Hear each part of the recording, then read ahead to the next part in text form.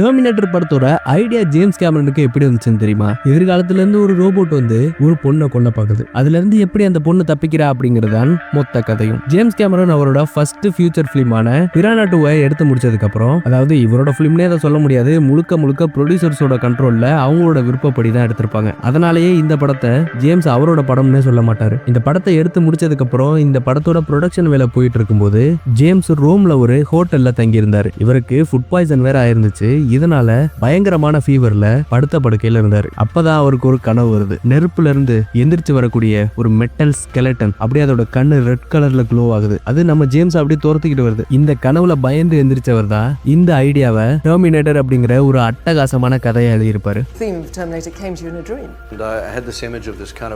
Chrome skeleton, death image coming out of a fire, kind of phoenix-like.